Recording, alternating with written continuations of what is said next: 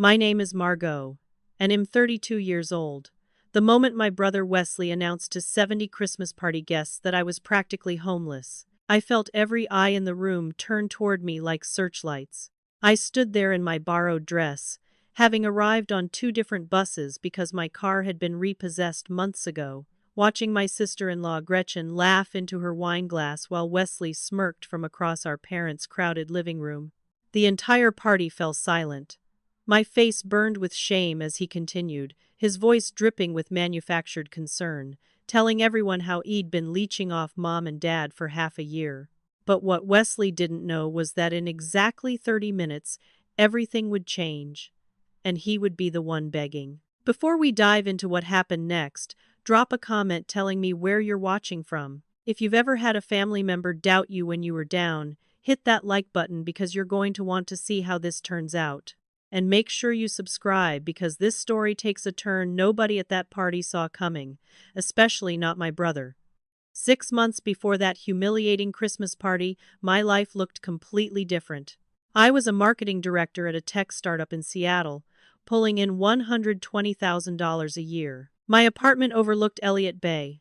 All floor-to-ceiling windows and modern furniture I'd saved 2 years to afford. I was engaged to Calvin, a corporate lawyer I'd been with for 3 years, and we had a wedding planned for June, with 200 guests already confirmed. Everything felt secure, stable, like I'd finally built the life I'd worked so hard for since graduating college. I'd wake up every morning, make coffee in my expensive machine, and look out at the water thinking I'd made it. I was wrong. The betrayal started 2 weeks before our wedding. Calvin came to me with what he called an incredible investment opportunity. He had documents, projections, all these impressive spreadsheets showing how a real estate venture would double our money in 18 months. All he needed was for me to co-sign a business loan because his credit was temporarily tied up in another deal. I trusted him completely. We were about to get married. I'd met his parents dozens of times. We had a joint savings account with $43,000 that we'd built together. So I signed everything he put in front of me, barely reading the fine print because I believed in us. 3 days later, Calvin vanished. Just gone. His phone went straight to voicemail. His office said he'd resigned a week earlier, which was news to me. When I went to his apartment, the landlord told me he'd moved out in the middle of the night. That's when the creditors started calling. The business loan was actually gambling debts totaling $250,000. Calvin had been betting on sports, losing consistently for over a year, borrowing from increasingly dangerous people. But it got worse. He'd forged additional documents, making me liable for even more debt, loans I never knew existed. Our joint savings account was empty. He'd maxed out credit cards in my name that I didn't even know he'd opened. The wedding venue called asking about the $15,000 deposit that had bounced. I contacted the police, but because I'd signed those initial documents willingly, there wasn't much they could do. Calvin had planned this perfectly, setting me up to take the fall while he disappeared to God knows where. While I was dealing with the Calvin nightmare, my work life imploded. My colleague Randall, this guy I'd mentored for 2 years, teaching him everything I knew about client relations and campaign strategy, stole my biggest pitch. I'd spent 3 months developing a complete marketing campaign for our company's largest potential client, a campaign worth $2 million in revenue. The presentation was scheduled for a Friday. On Thursday, Randall went to the CEO and presented my entire strategy as his own work. When I walked into the Friday meeting, the CEO congratulated Randall on his innovative thinking and told me my services wouldn't be needed for the presentation after all. I confronted Randall immediately. His response was calculated and cruel. He told HR I was unstable due to my personal problems, meaning Calvin's betrayal, which I'd stupidly confided in him about when I thought he was my friend. Turns out Randall had been documenting fake concerns about my performance for months, creating a paper trail of lies. He showed HR manipulated emails suggesting I was planning to leave the company and steal clients. He'd been setting this up for half a year, waiting for the perfect moment when I was vulnerable. The CEO believed him completely. Security walked me out that afternoon with a box of my desk belongings. I was fired for corporate espionage, accused of planning to steal company secrets that I'd actually developed myself. Within 3 weeks, I had no job, no income, no fiancé, and was drowning in debt that grew larger every day with interest and penalties. Randall made sure to spread rumors throughout our industry that I'd tried to steal proprietary information, destroying any chance I had of finding comparable work. Every application I submitted got rejected. Recruiters who'd once courted me stopped returning my calls. I couldn't make rent.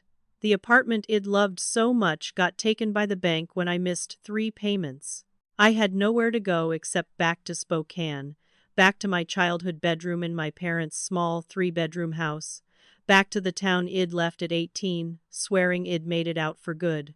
My brother Wesley, a moderately successful insurance agent who'd always lived in Spokane, never let me forget what he called my failure.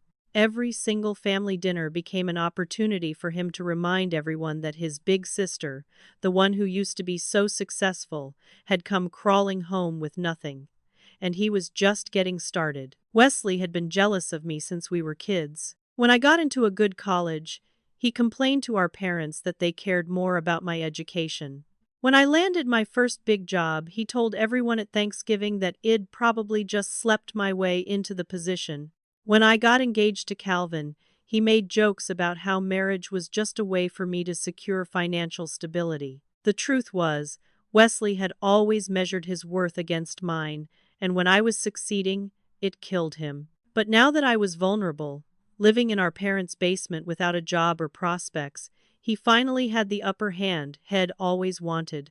At Thanksgiving dinner, just a month after I moved back, Wesley loudly suggested across the table that I should apply at McDonald's since they were always hiring. Our parents tried to shut him down, but he kept going, saying at least it would be some income and I could start rebuilding from minimum wage. His wife Gretchen, who came from old money and had never worked a real job in her life, nodded along like this was sage advice. When our mother served dessert, Wesley announced Head brought me a present and pulled out a $50 gift card to Goodwill, saying, "Since you probably need clothes for interviews." I took it silently while our cousin Adelaide looked mortified and our father's jaw clenched so tight I thought he might break his teeth. The attacks continued relentlessly. Wesley sent me job listings for positions stocking shelves at grocery stores, always with some condescending message like, "You have to start somewhere," or "Pride won't pay the bills." At our mother's birthday party in early December, he made a toast about how our parents had taught us the value of hard work, then looked directly at me and said, "Well, they taught some of us." Gretchen posted photos on social media from that party with captions like, "Celebrating with the successful side of the family," carefully cropping me out of every picture, even though I was standing right there. When I took the bus to family events because I had no car, Wesley made sure to announce my arrival loudly. "Oh good, Margot made it. Did the bus run on time?" Head laughed like it was affectionate teasing, but everyone knew better. What I didn't understand at first was that Wesley's cruelty had a purpose beyond simple meanness. Our parents owned their house outright, a modest 3-bedroom place they'd bought 40 years ago for $60,000 that was now worth $450,000, thanks to Spokane's real estate boom. They'd always planned to leave it to Wesley and me equally, splitting everything down the middle like they'd split everything our whole lives. But Wesley wanted it all for himself. Had been meeting secretly with a lawyer, trying to find ways to pressure our parents into signing the house over to him alone. His strategy was to make me look so incompetent, so financially dangerous, that our parents would believe leaving me anything would be throwing money into a black hole. He started telling them that my creditors could seize any inheritance I received, which wasn't entirely true but sounded scary enough to worry them. He suggested that I might be mentally unstable, that my failure in Seattle indicated deeper problems that required professional help. He painted himself as the responsible son, the one who'd stayed local, built a stable life, deserved to inherit everything because had been there for them. Our parents didn't buy it. But Wesley was relentless, bringing it up at every opportunity, wearing them down with repetition and fake concern. Gretchen was even worse than Wesley, if that was possible. She came from a family that measured human worth by net worth.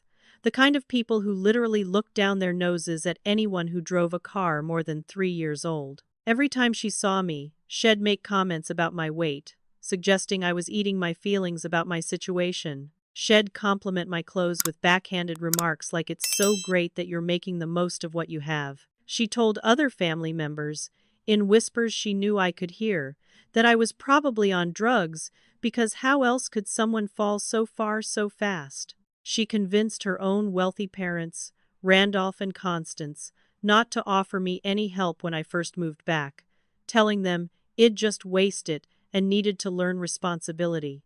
At every family gathering, Gretchen wore designer outfits that cost more than my monthly debt payments, positioning herself next to me in photos to emphasize the contrast before deleting any pictures where we appeared together. The worst part was how Gretchen encouraged Wesley to be crueler. When he'd start to mock me and then hesitate, maybe feeling a flicker of sibling loyalty, she'd jump in with something worse, pushing him to go further. She treated my poverty like it was contagious, literally moving to a different couch if I sat down near her. She'd spray perfume after I left a room, as if I smelled bad, which I didn't. But the implication was clear to everyone watching. She made sure her children, my niece and nephew who I'd babysat dozens of times, understood that Aunt Margot was someone to pity and avoid, not respect. I endured all of it in silence. I helped my mother with dishes after every family dinner while Wesley and Gretchen sat in the living room talking about their vacation plans. I played with my niece and nephew even after Gretchen told them I couldn't afford to buy them birthday presents. I smiled through Wesley's jokes and Gretchen's cruelty because I was working on something in secret, something that would change everything. I just needed to stay quiet a little longer. Let them think they'd won. Let Wesley believe he'd successfully destroyed my reputation enough to steal our parents' house. Because in 30 days, at the Christmas party, everything would come to light. And I wanted everyone to see exactly who Wesley and Gretchen really were when they thought they had nothing to fear. My parents had hosted their annual Christmas party for 40 years straight, a tradition older than me and Wesley. Every year, they invited 70 people, extended family, church friends, neighbors they'd known for decades, colleagues from my father's accounting firm where he'd worked before retiring. It was the social event they looked forward to most, spending weeks decorating their house with lights and garlands, my mother baking cookies for days beforehand, my father setting up extra tables in the garage that he'd drag into the living room. This year, the 40th anniversary party, was supposed to be extra special. They'd rented additional chairs, ordered catering for the first time instead of cooking everything themselves, even hired someone to play piano in the corner. They were so excited. I hated that Wesley was going to ruin it. I arrived at 7:30 on December 23rd, slightly late because the bus schedule didn't align perfectly with the party start time. I'd taken 2 buses from my parents' house to downtown Spokane and back, a route that made no sense but was necessary because I'd been meeting someone for coffee, finalizing some last details I couldn't discuss at home. My hair was windblown from the 10-minute walk from the bus stop in 40-degree weather. I was wearing a dress I'd borrowed from my college friend Rosalind, who'd mailed it to me after I explained I had nothing appropriate for a Christmas party. It was navy blue, simple, nice enough but clearly not new or expensive. I felt self-conscious walking in. Wesley and Gretchen had arrived 30 minutes early in their new BMW SUV, the one Wesley had made sure to tell everyone cost $78,000. Gretchen was wearing a red designer dress with shoes that probably cost what I used to spend on groceries in 3 months. Her jewelry sparkled under my parents' Christmas lights, real diamonds at her ears and throat, while I wore the cheap silver necklace my mother had given me for my 16th birthday. The contrast was deliberate and obvious. Wesley saw me arrive and immediately smirked, elbowing his friend Brock and whispering something that made them both laugh. The comments started before I even got my coat off. Wesley called across the crowded living room. "Oh, good! The charity case made it." People turned to look, some smiling uncomfortably, others pretending they hadn't heard. I helped my mother carry appetizer trays from the kitchen while Wesley held court in the living room, telling stories about a big sale he'd made, how his insurance agency was really taking off, how he and Gretchen were thinking about buying a vacation property in Coeur d'Alene. Every story felt aimed at me, emphasizing his success against my failure. During appetizers, while people were still arriving and mingling, Wesley loudly asked our father if Head had to send Margot bus fare to get to the party. Our father ignored him, but several people heard and glanced at me with pity. Gretchen was talking to a group of our mother's church friends, explaining that I was between opportunities, her voice dripping with false sympathy. When someone asked me directly how my job search was going, Wesley answered before I could speak. "She's been looking for 6 months now. Some searches take longer than others, I guess." The implication was clear. I wasn't really trying. I was lazy. I was living off our parents' generosity while doing nothing to improve my situation. Our cousin Adelaide, who'd always been kind to me, tried to defend me when Wesley made another joke about my unemployment. She said something about how the job market was tough right now, how it wasn't about effort but about opportunities. Wesley shut her down immediately, his voice taking on this fake kind tone that was actually condescending. "Adelaide, we're helping her by being honest. Coddling hasn't worked. What Margot needs is tough love and reality, not people making excuses for her." Gretchen added, examining her manicured nails. "Some people just aren't cut out for the professional world. There's no shame in that. Maybe Margot would be happier in a simpler job." The way she said simpler made it sound like she meant menial, something beneath someone with my education and background. I stayed quiet through all of it. I helped my mother in the kitchen, arranging cookies on plates, refilling drinks, avoiding confrontation. I chatted with guests who genuinely cared about me, people who asked how I was doing with real concern in their voices, not judgment. I played with my niece and nephew for a while, building a tower out of blocks in the corner of the room, while Gretchen watched like I might contaminate her children with my failure. And I kept checking my watch. At 7:45, I had exactly 30 minutes until the phone call that would change everything. After dinner, which was served buffet style, with everyone balancing plates on their laps or at the extra tables, we moved to dessert. My mother brought out her famous chocolate cake, the one she made every year, along with pies and cookies and coffee. People were relaxed, full, happy. The piano player was doing soft renditions of Christmas carols. It should have been perfect. That's when Wesley decided to make his move. He stood up in the middle of the living room and clinked his wine glass with a fork, calling for everyone's attention. The piano stopped playing. Conversations died out. 70 people turned to look at him, expecting some nice toast about Christmas or our parents' 40 years of hosting. Instead, Wesley started talking about generosity and patience and how our parents had always been so giving. Then he turned to me. The room temperature seemed to drop. People shifted in their seats, sensing something uncomfortable coming. Wesley smiled, but it wasn't a kind smile. It was the smile of someone about to strike. "I want to especially acknowledge my parents' generosity and patience with Margot," he said, his voice carrying across the silent room. "She's been living here rent-free for 6 months now, which not every parent would tolerate." Some people looked down at their plates.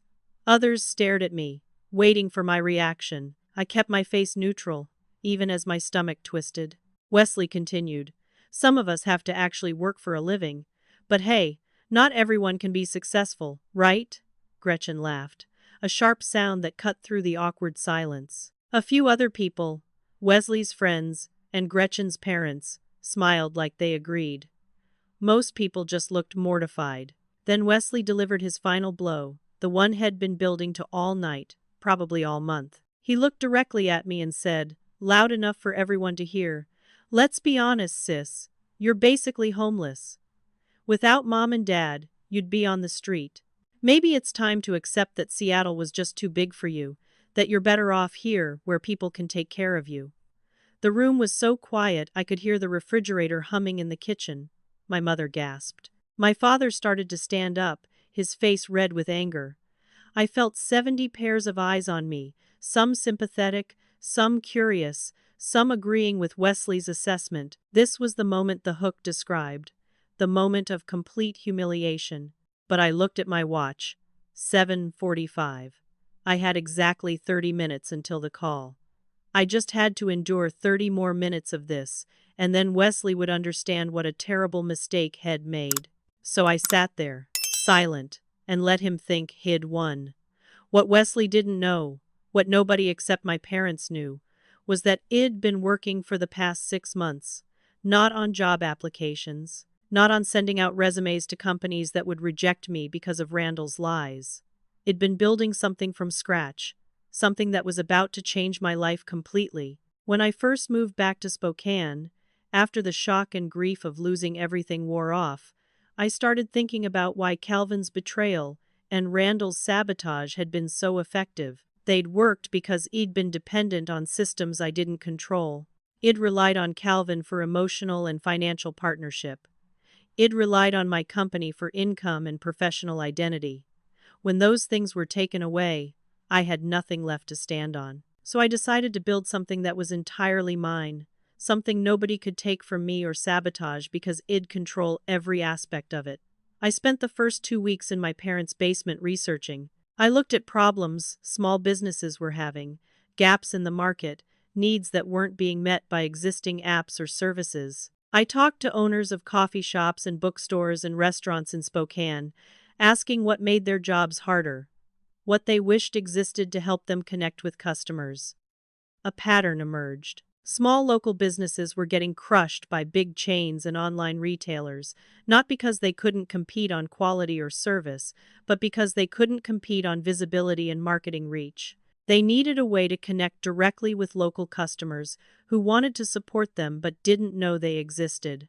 So, I built Connect Local. It was an app that let small businesses create profiles, post updates about products and events, offer deals exclusively to local users. Customers could search by category or location, find businesses near them, get notifications about sales or new inventory, build relationships with the owners. The genius was in the algorithm I developed, which prioritized showing users businesses they were most likely to actually visit based on their location patterns, past behavior, and stated preferences. It wasn't just another directory. It was a genuine connection platform.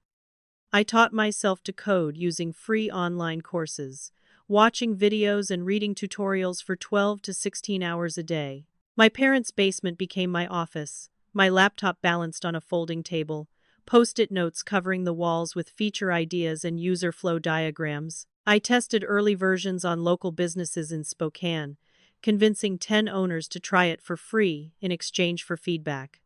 They loved it. Within a month, I had 200 businesses signed up. Then I soft launched to consumers, promoting it through local social media groups and community boards. 5,000 users downloaded it in the first month, 20,000 in the second month, 40,000 by December. The app was growing exponentially, but I wasn't making money yet. Everything was free while I perfected the features and built the user base. I needed investment to hire help, to expand beyond Spokane, to turn this into a real company. So I started reaching out to venture capital firms, sending cold emails with my metrics and projections, getting rejected over and over. Until 2 weeks ago, when a firm in San Francisco called me back. Apex Ventures specialized in apps that connected physical communities. They'd been tracking small business platforms in secondary markets, looking for the next big success story before it exploded nationally. When they saw Connect Local's engagement metrics, the way users were spending an average of 23 minutes per day on the app, the way businesses were seeing real revenue increases from it, they got excited. The partner who called me, a man named Sterling with a calm voice and sharp questions, asked me to walk him through everything. How I'd built it, how it worked, what my expansion plans were, what I needed to succeed. I was honest with him. I told him about Calvin, about Randall, about moving home and having nothing. I told him I'd built this app in my parents' basement with no funding, no team, no safety net. I think that's what impressed him most. Not that I'd built something good, but that I'd built it from absolute zero while dealing with debt collectors and family mockery. That was the story investors loved, the founder who refused to give up even when everything was against her. 2 days later, Sterling called back with an offer. $3 million for 30% of the company. That put Connect Local's valuation at $10 million. I'd own 70%, which meant my equity was worth $7 million on paper. Plus, they'd pay me a $200,000 salary as CEO and give me a signing bonus of $100,000 to settle my debts and get started properly. They wanted to move fast, have contracts signed before Christmas, announce the investment in January when tech news would be hungry for stories. I didn't tell anyone except my parents. I couldn't risk word getting out before the contracts were finalized. Calvin was still out there somewhere, and if he heard I was about to have money, he might crawl out of whatever hole Head hidden in and claim Head helped with the business idea. The creditors were still circling, and if they knew I was about to have assets, they might try to seize them before I could get legal protection in place. And Wesley, if he knew, would definitely try to somehow take credit or insert himself into the situation. So I stayed quiet. I let everyone think I was unemployed and directionless. I endured the mockery and the humiliation. I waited. Sterling and I scheduled the final call for 8:15 p.m. on December 23rd, right in the middle of my parents' Christmas party. I'd asked him to call then specifically, told him I'd be with family, and wanted to share the news with them live. He thought that was sweet. He didn't know I was also planning to detonate a bomb under my brother's cruelty. The contracts had been signed digitally that afternoon. The money was approved, ready to transfer. All that was left was the final confirmation call, making it official. And that call was now 10 minutes away. I'd kept silent about my work for strategic reasons beyond just legal protection. I wanted to see who would support me when I had nothing to offer them. My parents had been incredible, never once suggesting I was a burden, always encouraging me to take the time I needed. Adelaide had stayed in touch, texting me, encouraging messages even when Wesley made fun of me at family events. Those people passed the test. But Wesley and Gretchen had revealed themselves completely. They'd shown me that their love was conditional, that they only valued me for how I made them look or what I could provide. That was useful information. It meant I owed them nothing. 8:05 p.m. 10 more minutes. I watched Wesley standing in the center of the living room, still basking in the aftermath of his cruel speech, accepting sympathy from his friends like Head done something brave by being honest about his failure of a sister. Gretchen was showing someone photos on her phone, probably of their expensive house or their vacation. My parents were in the kitchen, my mother looking upset, my father looking furious. I stayed calm. Soon, very soon, everyone would understand what Wesley had actually done here tonight. He hadn't exposed my weakness, had exposed his own cruelty, and had done it in front of 70 witnesses. I thought Wesley was done after his speech. I thought the humiliation was over, that Head made his point and would back off. I was wrong. He wasn't finished. He was just getting started on what Head really come here to do tonight. After letting his cruel words hang in the air for another minute, watching me sit there silently while people whispered and shifted uncomfortably, Wesley pulled a manila folder from his jacket. He opened it with this theatrical flourish, like a lawyer in a courtroom drama revealing the crucial evidence. Inside were printed documents, official-looking papers with highlighted sections. He cleared his throat again, demanding attention even though everyone was already watching, and turned to our parents. "Mom, Dad, I know this isn't the ideal time," he said, his voice taking on this fake reluctant tone like he was being forced to do something unpleasant for everyone's good. "But I've been talking to a lawyer about your estate planning. I think we need to have an important conversation about the house." Our mother looked confused. Our father's expression darkened immediately. Wesley pulled papers from the folder and held them up. "I've had documents prepared that would transfer the house to my name now, while you're both healthy, which would save significant money on taxes and legal fees down the line." The room, which had just started to relax from the tension of Wesley's first attack on me, went completely silent again. This was beyond mockery. This was Wesley trying to take our parents' house, their home of 40 years, the place where we'd grown up. Our mother's face went pale. Our father stood up from his chair, his hands clenched into fists. But Wesley kept talking, his voice smooth and reasonable, like this was a perfectly normal thing to propose at a Christmas party in front of 70 people. The reality is, Wesley continued, looking around the room like he was building a case for a jury.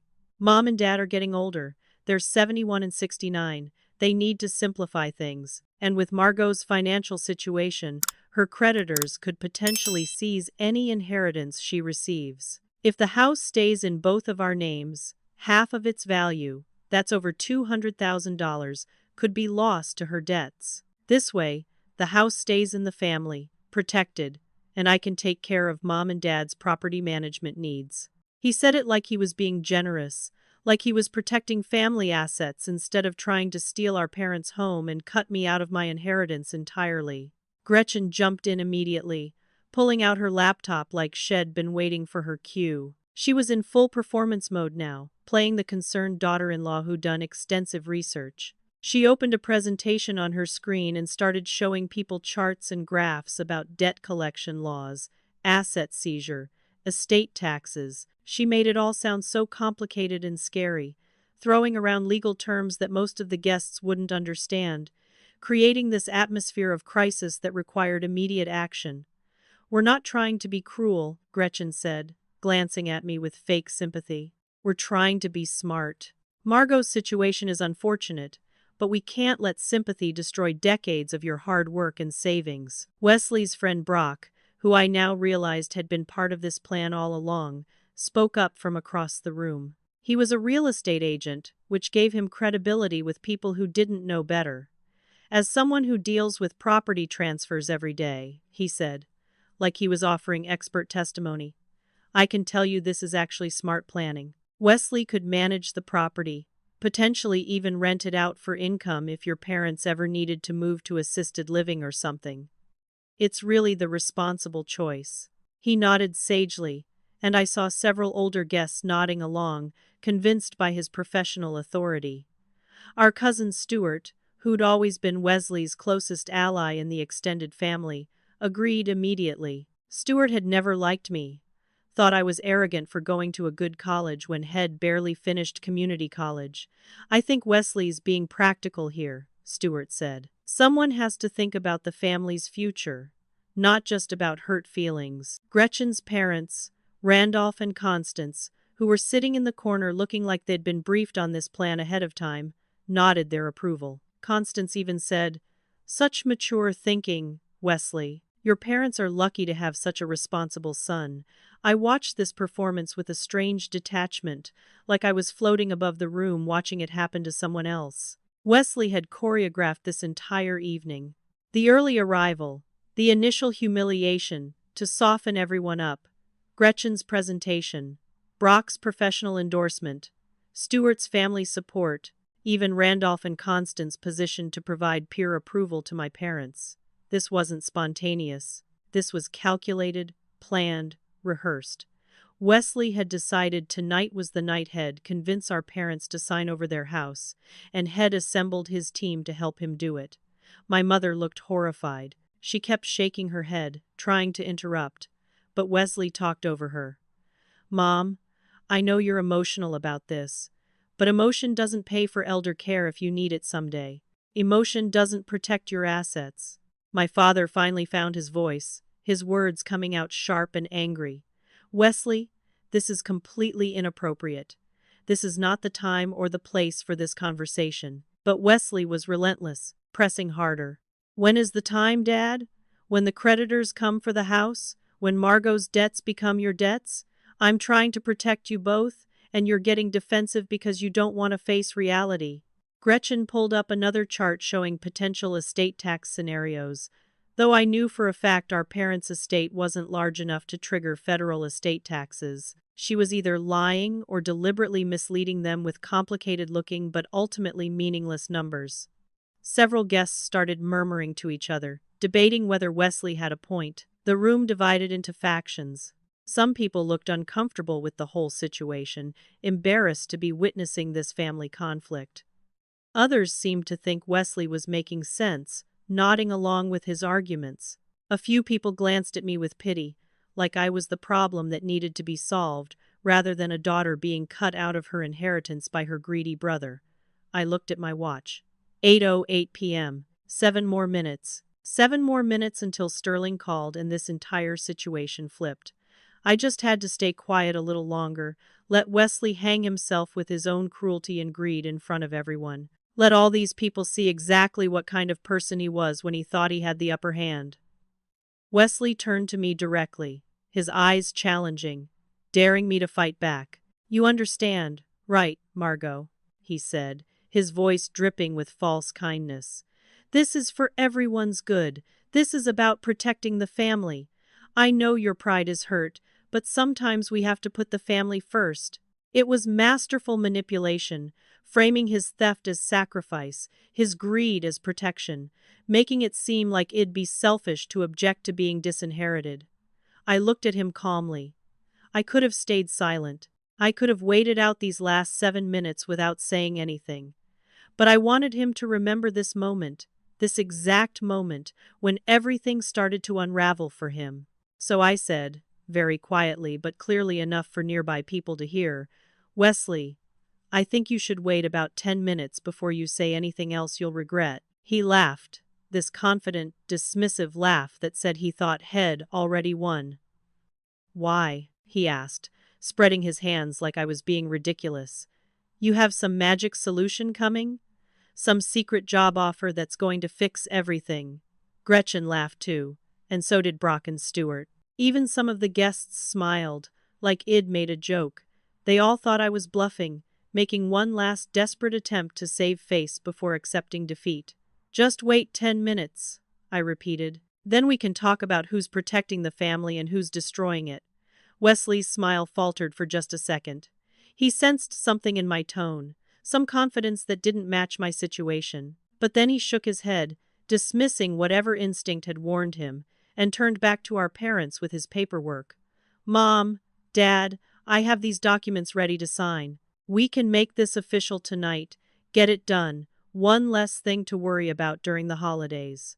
He was pushing hard now, trying to close the deal before whatever I was hinting at could materialize. My phone, sitting on the arm of my chair, showed 8:13 p.m., 2 more minutes. I picked it up and held it in my hand, waiting. The room was still divided, people arguing quietly about whether Wesley's plan made sense, whether our parents should sign, whether I deserved to be cut out of the inheritance given my financial disasters. My mother was crying now, overwhelmed by the pressure and the public nature of this conflict. My father was rigid with anger but seemed unsure how to stop what was happening without causing an even bigger scene. 8:14 p.m. 1 more minute. I watched the second hand sweep around the face of my watch.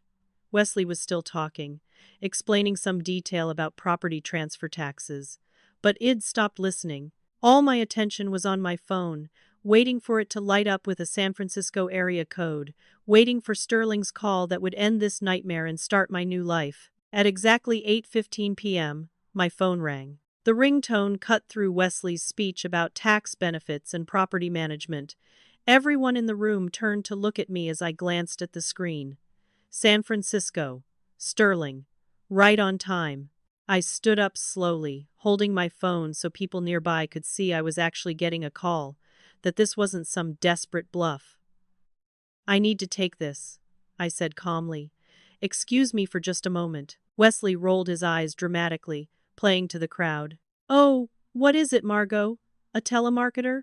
That's probably the only call you get these days." Gretchen laughed. That sharp, mean laugh she'd perfected. Brock and Stewart chuckled. Even some of the guests smiled, thinking Wesley had made a clever joke. I didn't respond. I just walked past all of them. Past Wesley standing there with his stolen house documents.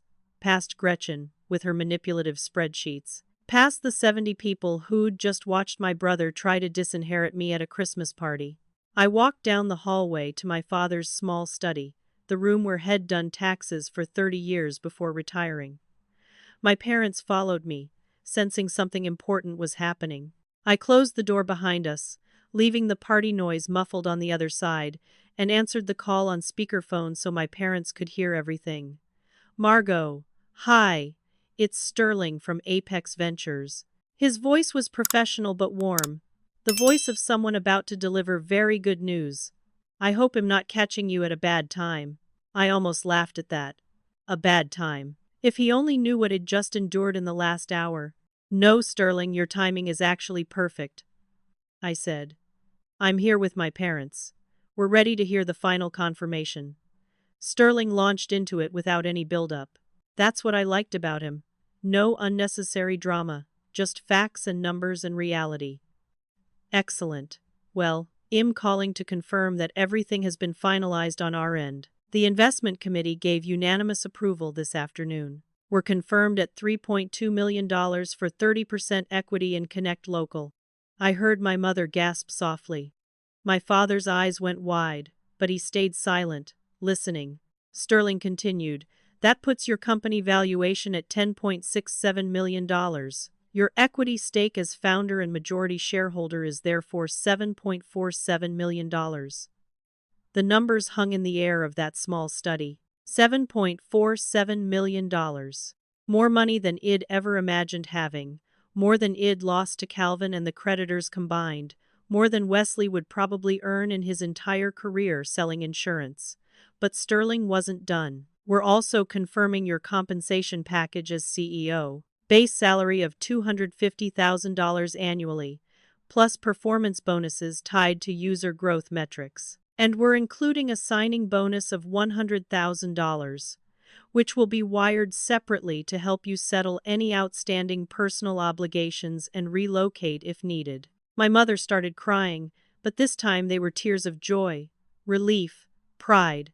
My father put his hand on my shoulder, squeezed hard, his way of saying everything he couldn't put into words.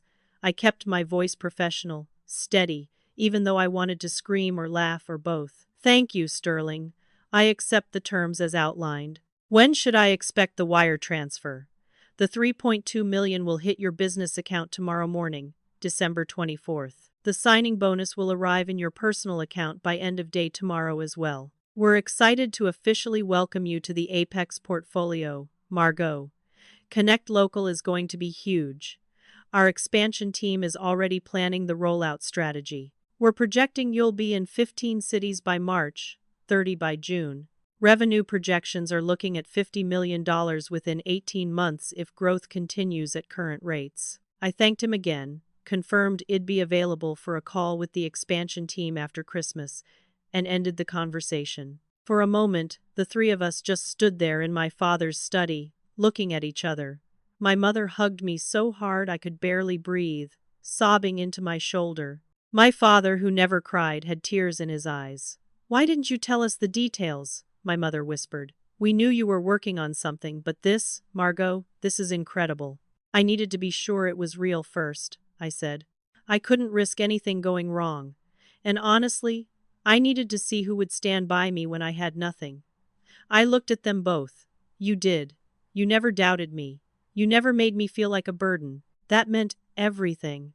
My father pulled us both into a hug, this quiet moment of family solidarity before we walked back out to face Wesley and his master plan to steal their house. We stood there for another minute, collecting ourselves. My mother wiped her eyes, fixed her hair. My father straightened his shoulders, preparing for what came next. I felt this strange calm settle over me, the calm of someone who knows they're about to win, who's endured everything that could be thrown at them and survived. Then we walked back down the hallway toward the living room, toward the 70 guests who were probably still debating whether Wesley's plan made sense, toward my brother who thought he'd destroyed me. When we entered the living room, Wesley was still holding court, still explaining his house-stealing scheme to anyone who'd listen. He saw us return and smirked. Oh good, you're back. So what was that important call? Publishers Clearinghouse telling you you'd won $1 million. People laughed. Gretchen was grinning, probably thinking of another cruel joke to add. Brock and Stuart looked amused. Even some of the sympathetic guests smiled uncomfortably. I walked to the center of the room, where Wesley was standing with his documents. I didn't look angry or upset. I looked calm, confident, like someone who was about to reveal a royal flush after everyone else had foolishly gone all in. The room gradually quieted as people sensed something was about to happen. Wesley's smirk faded slightly. He could see something had changed, but he couldn't figure out what. I have an announcement to make, I said clearly. Loud enough for everyone to hear. The pianist stopped playing. Conversations died. 70 people turned to look at me, probably expecting another humiliation, another moment of family dysfunction to witness. Wesley crossed his arms, trying to look confident, but I saw uncertainty flicker across his face. That call, I said, was from Sterling, a partner at Apex Ventures. They're a venture capital firm based in San Francisco. Wesley started to interrupt, to make some dismissive joke, but I kept talking. They specialize in investing in community-based technology platforms. For the past 6 months, while you all thought I was doing nothing, I was building a company called Connect Local. It's an app that connects small local businesses with customers in their area. I pulled out my phone and held it up, showing the app's interface on the screen. The app launched in Spokane 3 months ago. We now have over 40,000 active users and 600 small businesses on the platform. Growth has been exponential, which is why Apex Ventures approached me about an investment. Wesley's face was going pale. Gretchen had stopped smiling. The room was completely silent now, everyone listening. Apex just confirmed they're investing $3.2 million for 30% equity in Connect Local. I let that sink in for a moment, watching shock ripple across faces. That values the company at $10.67 million. I own 70% as founder, which means my equity is worth $7.47 million. My mother was crying again, but smiling. My father stood next to me, his hand on my back, showing support. Plus, they're paying me a salary of $250,000 per year as CEO, and a signing bonus of $100,000. The money transfers tomorrow. The room exploded in shocked murmurs. People were pulling out their phones, looking up my app, finding it in the App Store with thousands of 5-star reviews. Adelaide jumped up from her seat and ran over to hug me, nearly knocking me over. "Oh my God, Margot! This is incredible! I knew you'd do something amazing." Other guests started congratulating me, asking questions about the app, expressing shock and excitement. My parents' friends crowded around, wanting to hear more details. But I wasn't done. I turned to Wesley, who was standing frozen with his house documents still in his hands, his mouth slightly open, his face completely white. "So, Wesley," I said, my voice calm but carrying across the now quiet room, "about your plan to take Mom and Dad's house because you're worried about my creditors." I took a step toward him. "I don't think that's going to be necessary anymore. My lawyer is handling all my debts next week. Calvin's gambling loans, the credit cards, everything will be paid in full. My credit will be restored. It'll actually be completely debt-free." Wesley tried to speak, but nothing came out. Gretchen looked like she might actually be sick, her face green under her perfect makeup. I continued, enjoying this more than I probably should have, but unable to stop. In fact, not only am I paying off my debts, but am buying Mom and Dad a new house. A thank you gift for supporting me when I had nothing, when everyone else. I looked around the room meaningfully, was ready to write me off as a failure. My father started to protest. "Margot, we don't need a new house, we're happy here." But I shook my head. "Dad, you've lived in this 3-bedroom house for 40 years. You raised 2 kids here on an accountant's salary, saved every penny. You deserve something better. I'm thinking something with 4 bedrooms, maybe a nice yard, a view of the river if we can find it. Definitely a bigger kitchen for Mom." My mother was sobbing now, overwhelmed. I turned back to Wesley, who looked like he wanted to disappear into the floor. "So you're concerned about protecting family assets from my creditors? Not an issue anymore. Your suggestion that Mom and Dad sign their house over to you because I'm a financial liability? Completely unnecessary. Unless..." I paused. This was never really about protecting them at all. Unless this was always just about greed and taking advantage of what you thought was my permanent failure. The room was dead silent. Everyone was staring at Wesley now, seeing him in a completely different light. The responsible son protecting his parents had transformed before their eyes into a greedy opportunist who'd tried to steal from elderly parents and disinherit his sister. Someone coughed uncomfortably. Wesley's friend Brock was suddenly very interested in his shoes.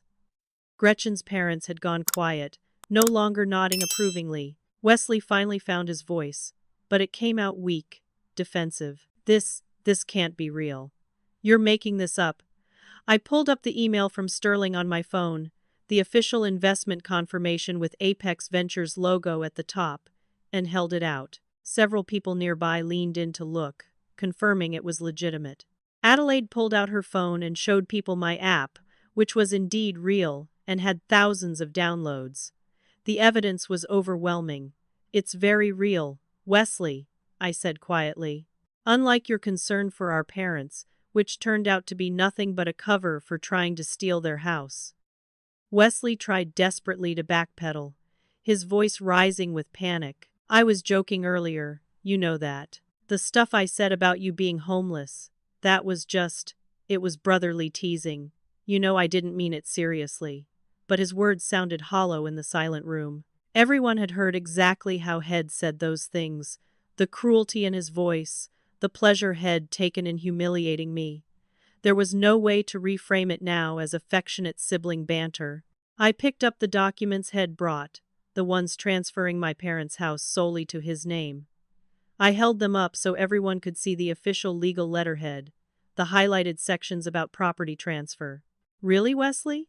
Because you had actual legal documents prepared. You hired a lawyer to draw up paperwork that would cut me out of my inheritance completely. That doesn't sound like a joke to me. I started reading from the documents in a clear voice. Transfer of property deed located at 412 Riverside Avenue, Spokane, Washington, to Wesley Morgan Hughes, sole owner, effective immediately upon signature of current owners Hugh and Bernadette Hughes. I looked up from the papers and scanned the room. Sole owner. Not joint ownership with his sister. Not a trust that would benefit both children. Sole ownership for Wesley. Cutting me out entirely. Taking a house worth $450,000 that our parents planned to split between us. Several guests gasped. Others shook their heads in disapproval. My parents' neighbor, an older woman named Loretta who'd known us since we were children, actually said out loud, "Wesley, how could you?" Gretchen tried to jump in and defend him, her voice shrill with desperation.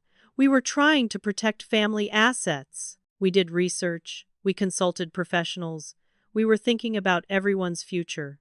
But her defense sounded weak even to her own ears.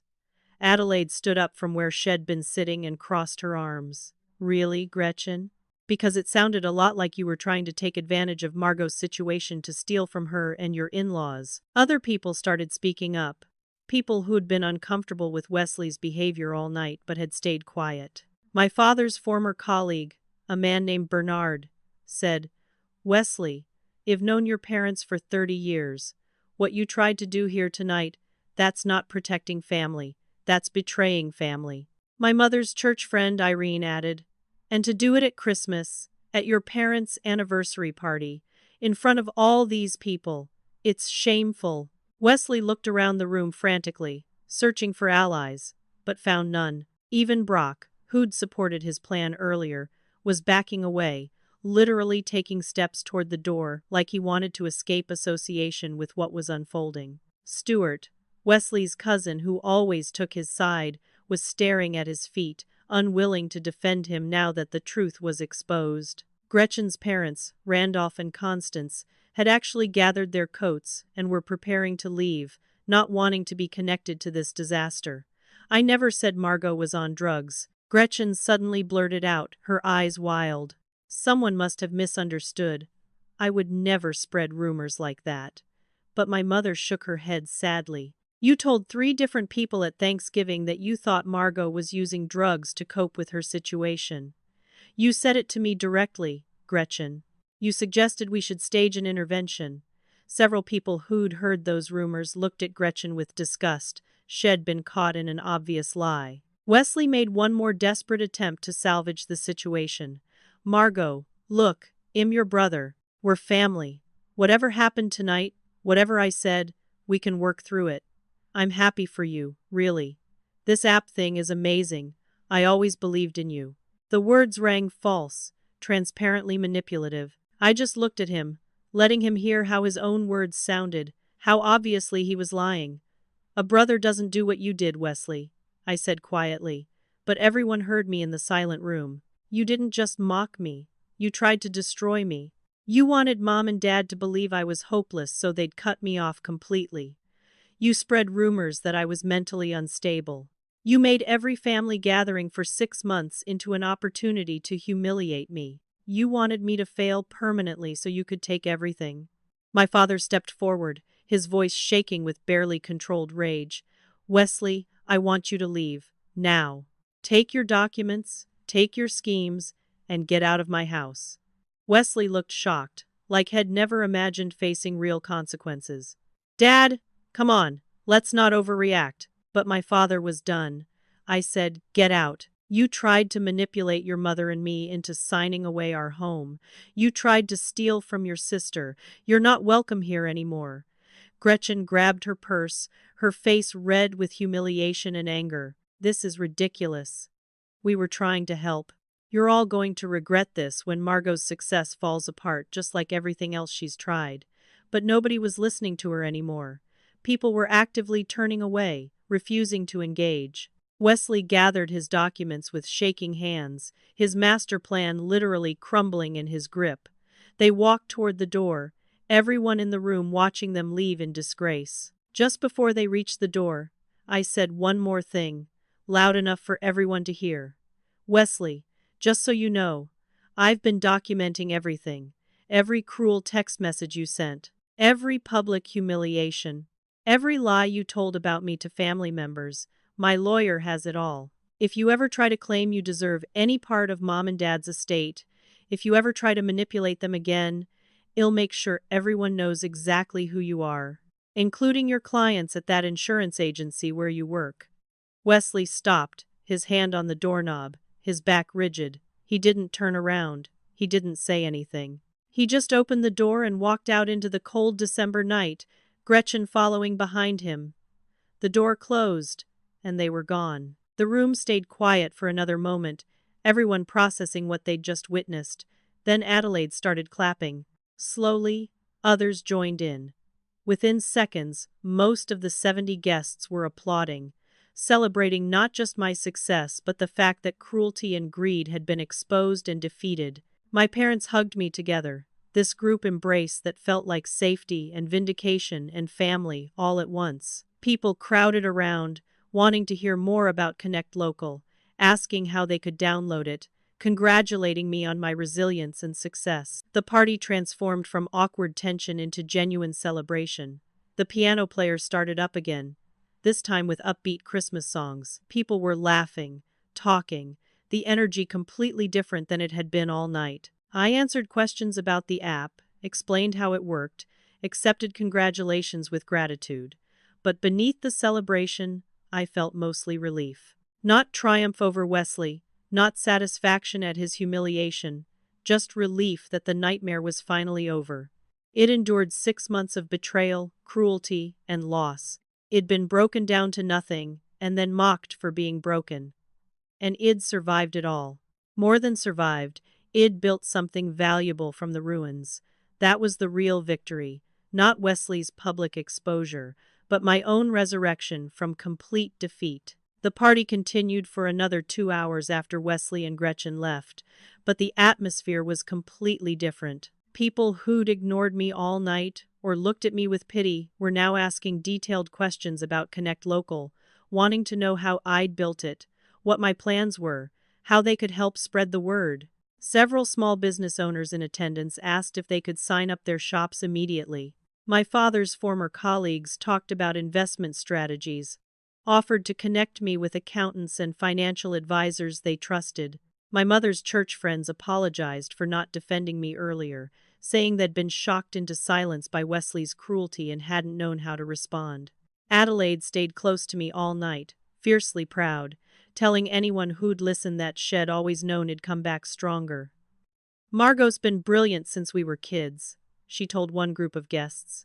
Wesley was always jealous because he was good at following rules and she was good at changing the game. She helped me field questions, ran interference when people got too invasive with their curiosity, made sure I had space to breathe. Having her support, especially after months of feeling isolated, meant more than I could express. Loretta, my parents' neighbor, pulled me aside around 10 p.m. and said something I'd remember forever. "You know, Margot, I watched you and Wesley grow up next door. He was always the child who needed constant validation, who measured himself against others. You were always self-contained, working towards something internal that nobody else could see. Tonight, you showed everyone what you'd been building all this time. That's real strength. That's real character." She hugged me, and I felt tears sting my eyes. As the guests started leaving, many made a point of saying goodbye to me specifically, shaking my hand or hugging me, expressing admiration and support. Some apologized for not speaking up against Wesley during his attacks. Bernard, my father's old colleague, said, "I should have told Wesley to shut his mouth the first time he mocked you. I thought staying out of it was polite, but silence in the face of cruelty is just cowardice. I'm sorry." I told him I understood, that standing up to someone in the moment is harder than people think, but his apology mattered. After the last guest left and Wed cleaned up the basics, my parents and I sat in the living room surrounded by empty plates and wine glasses, exhausted but relieved. My mother kept hugging me randomly, like she needed to confirm I was really there and this had really happened. My father, normally reserved with emotions, told me he was more proud of me than had ever been of anything in his life. "Not because of the money," he clarified. "Because you didn't let Wesley break you. Because you kept working when everything was against you. Because you showed grace tonight, when you could have been cruel back." We talked until past midnight about what came next. I told them about Apex's expansion plans, how Connect Local would launch in 15 new cities over the next 3 months. It'd need to hire a team, probably relocate to Seattle, or maybe San Francisco for a while to work closely with the investors. But first, I was going to take care of some immediate issues. The debts would be settled within days. It already found a lawyer through Sterling's recommendation who specialized in financial recovery, and he was preparing paperwork to handle Calvin's creditor situation once and for all. Over the following 2 weeks, everything moved quickly. The money arrived in my accounts exactly as Sterling had promised, the numbers so large they didn't seem real at first. My lawyer contacted every creditor, negotiated settlements, paid everything in full. Within 10 days, I was completely debt-free for the first time in 6 months.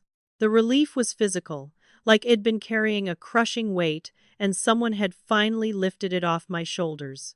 My credit report would take time to fully recover, but the worst was behind me. I found a beautiful modern apartment in downtown Spokane, a 2-bedroom place with huge windows and a balcony overlooking the river. It wasn't as fancy as my old Seattle apartment, but it was mine, earned through my own work, not dependent on anyone else. I hired 4 employees for Connect Local, a developer, a marketing coordinator, a customer service manager, and a business development associate. We set up a small office in a co-working space, nothing fancy yet, but professional and functional. The app's growth exploded after tech blogs picked up my story. A journalist from a Seattle publication found out about the Apex investment and wrote a piece about a woman who'd built a $1 million company from her parents' basement after losing everything to betrayal. The article went viral. Within a week, Connect Local had 100,000 users. Other venture capital firms started reaching out, wanting to invest in future rounds. Small businesses across the Pacific Northwest were signing up daily. I was doing interviews, podcasts, panels. It was overwhelming but exhilarating. Wesley tried to reach out twice via text message. The first one arrived 3 days after Christmas. "Margot, can we talk about what happened at the party? I think there were some misunderstandings." I didn't respond. The second message came a week later. "I'm sorry for how things went down. I was trying to help in the wrong way. Can we at least talk?" I deleted it without responding. There was nothing to say. Wesley had shown me exactly who he was when I was vulnerable, and I believed him. Through Adelaide, I heard that Wesley and Gretchen were having serious problems. Gretchen's parents, mortified by their behavior at the Christmas party, had cut off the financial support they'd been quietly providing for years. Apparently, Wesley and Gretchen's lifestyle was heavily subsidized by her wealthy family, and without that money, they were struggling. Gretchen was furious, blaming Wesley for embarrassing her in front of 70 people and destroying her parents' good opinion of him. Adelaide said they were sleeping in separate bedrooms, and Gretchen had consulted a divorce attorney. Wesley's reputation in our parents' social circle was destroyed. People talked. The story of what Head tried to do at the Christmas party spread through their church, their neighborhood, my father's entire network of retired colleagues. When Wesley showed up at church the Sunday after Christmas, people literally moved to different pews to avoid sitting near him. His insurance agency started losing clients as word spread about his character. Apparently, several business owners who'd used his services decided they didn't want to work with someone who'd try to steal from his own parents. I didn't take any pleasure in Wesley's downfall. I didn't celebrate his marriage problems or his lost clients or his destroyed reputation. I just felt nothing had become irrelevant to me, a cautionary tale about what happens when you try to build yourself up by tearing others down. The person Eid thought was my brother, someone who'd share childhood memories and family loyalty, didn't actually exist. The real Wesley was the one who'd mocked me at Thanksgiving, who'd tried to steal our parents' house, who'd spread vicious rumors when I was at my lowest point. That person wasn't worth my energy or emotion. What mattered was that Id learned an invaluable lesson about human nature. People reveal who they really are when you have nothing to offer them. When I was successful in Seattle, Wesley was proud to have me as a sister, bragging about my achievements to his friends. When I was struggling, I became an embarrassment to mock and exploit. Real family, real friends, real character shows up when you're down, not when you're winning. My parents had shown real character. Adelaide had shown it. Everyone else had revealed themselves too, for better or worse. 6 months after that Christmas party, Connect Local had grown beyond anything it imagined in those early days, coding in my parents' basement. WED launched in 32 cities across 15 states. 500,000 active users were connecting with over 8,000 small businesses. Revenue hit $42 million in our first full year, exceeding even Apex's optimistic projections. We raised a second round of funding, bringing total investment to $18 million and valuing the company at $120 million. My equity was now worth over $80 million on paper. The app ID built from nothing was becoming a genuine competitor to major platforms, and business magazines were writing profiles calling me one of the most successful comeback stories in tech. I bought my parents a beautiful house overlooking the Spokane River, just like Id promised. 4 bedrooms, a huge kitchen for my mother with granite countertops and professional appliances, a study for my father with built-in bookshelves where he could read and work on his hobbies. They cried when I handed them the keys, tried to tell me it was too much, that they didn't need something so nice. But they deserved it. They'd given me a place to rebuild when I had nothing. They'd never made me feel like a burden or a failure. They'd believed in me when nobody else did, including myself some days. The house was a thank you gift, but more than that, it was a statement that loyalty and love aren't forgotten. I eventually moved to Seattle to be closer to Apex's main office and the tech community where Connect Local needed to build partnerships. My new apartment there had the same view of Elliott Bay I'd loved before, but this time it felt different. Before, that view represented achievement through climbing someone else's ladder, working for someone else's company, building someone else's dream. Now, it represented something I'd created myself, something that couldn't be taken away by betrayal or sabotage because it belonged entirely to me. The betrayals from Calvin and Randall still hurt when I thought about them too much, but they'd taught me essential lessons. Calvin had shown me that love without character is dangerous, that trust needs to be earned over time through consistent actions, not just promised in words. I'd learned to watch for red flags, to verify rather than blindly believe, to maintain some independence even in partnerships. Randall had taught me that professional success built within someone else's system is always vulnerable. The only truly secure position is one you create yourself, where you control the rules and the outcomes. But Wesley's betrayal had been the worst because he was family. The person who'd supposedly loved me since childhood, who'd shared our parents' home and holiday dinners and family memories, had revealed himself to be nothing more than a competitor who saw my suffering as his opportunity. That knowledge changed something fundamental in how I saw the world.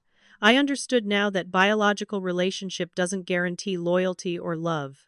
Family is what people do, not what they're born into. My parents were family. Adelaide was family. Wesley was just someone who shared my last name. Yet surprisingly, I didn't hate him anymore. Hate requires energy and emotional investment, and Wesley no longer deserved either from me. I'd moved past anger into indifference, which was perhaps the greater punishment. Had wanted to matter, to be important in my life, even if that importance was negative. Instead, had made himself irrelevant. I never returned his attempts to reach out. I didn't check on him through mutual family members. When Adelaide occasionally mentioned him in conversation, I changed the subject. Had tried to become the center of my story, the villain I'd spend years resenting. But Had ended up as just a lesson learned, a character in my past with no role in my future. The deeper healing wasn't about money or success, though those things helped. It was about understanding my own resilience. I'd been absolutely destroyed, reduced to nothing, publicly humiliated, and counted out by almost everyone. And I'd survived it. More than survived, I'd built something valuable from the ashes. That knowledge, that I could lose everything and still find a way forward, gave me a confidence I'd never had before. Future failures wouldn't terrify me the same way. Future betrayals wouldn't break me. I knew now what I was capable of enduring and overcoming. I learned that your worth isn't determined by your bank account or your job title or other people's opinions. It's determined by how you treat people, especially when you have the power to hurt them. Wesley had power over me when I was vulnerable, and he chose cruelty. I had power over him when the tables turned, and I chose indifference, which was mercy he probably didn't deserve, but I needed to give for my own peace. That choice, to walk away rather than seek revenge, to build rather than destroy, defined who I wanted to be more than any business success ever could. The experience taught me to be grateful for rock bottom, as strange as that sounds. When you've lost everything and everyone who mattered has revealed themselves, you're left with clarity. You know who to trust. You know what you're capable of building. You know what actually matters versus what you'd thought mattered. Those months in my parents' basement, being mocked by Wesley and written off by almost everyone, were the forge where something stronger was created. I wouldn't wish that pain on anyone. But I wouldn't trade what I learned from it either. Connect Local continued growing, changing lives for small business owners who'd been struggling to compete with chains and online retailers. Every week I got emails from shop owners telling me how the app had saved their business, helped them connect with their community, given them hope. That impact mattered more than the money or the headlines or the valuation numbers. It built something that actually helped people, that made communities stronger, that proved local businesses could thrive in the digital age. That was the real victory. Not proving Wesley wrong, but proving something right. A year after the Christmas party, my parents hosted their 41st annual holiday gathering. Wesley wasn't invited. Neither was Gretchen. The party was smaller without them and their friends, maybe 50 people instead of 70. But it was warmer, kinder, free of the tension that had always existed when Wesley was performing his role as the successful son. I brought my new team from Connect Local, introduced them to extended family, watched my parents beam with pride as they showed people the app on their phones. Adelaide brought her new boyfriend, a kind man who made her laugh. We sang carols and ate too many cookies, and nobody mentioned Wesley's name once. As midnight approached and guests started leaving, I stood on my parents' new porch looking out at the Spokane River reflecting moonlight. My mother came out and stood beside me, wrapping her arm around my waist. "Are you happy, sweetheart?" she asked quietly. I thought about it honestly. Happy felt too simple for the complicated mixture of emotions I carried. Relief that the nightmare was over. Gratitude for the people who'd stayed loyal. Pride in what it'd built. Sadness over what it'd lost and what Wesley had revealed himself to be. Peace with how everything had turned out. "I'm good, Mom," I finally said. "I'm really good." And I meant it. The woman who'd arrived at last year's Christmas party in a borrowed dress, taking 2 buses, being called homeless by her brother, no longer existed. She'd been destroyed that night in front of 70 people. But something stronger had risen from her ashes. Something that Wesley's cruelty couldn't touch because it was built on foundations he'd never understand. Resilience, integrity, the refusal to become bitter even when bitterness would be justified. Wesley had thought he was pushing me down when I was already at the bottom. He didn't realize he was actually pushing me forward, giving me the final motivation I needed to prove that I could build something extraordinary from nothing. His cruelty had backfired spectacularly, becoming the catalyst for my greatest success. And that, more than any revenge I could have planned, was justice enough. So what do you think? Have you ever had someone doubt you when you were down, only to watch them regret it later? Drop your story in the comments below because I'd love to hear how you handled it. If this story resonated with you, hit that like button and subscribe for more real-life comeback stories. Share this with someone who needs to remember that rock bottom can be a foundation for something amazing, not an ending. And always remember, the people who mock you when you're struggling are revealing their character, not determining your future. Thank you for listening to my story. I hope it reminds you that your current circumstances don't define your worth or your potential. Keep building, keep believing in yourself, and don't let anyone convince you that their limitations apply to your life. Wishing you all the strength to rise, the wisdom to see who deserves your trust, and the success that comes from never giving up even when everyone expects you to.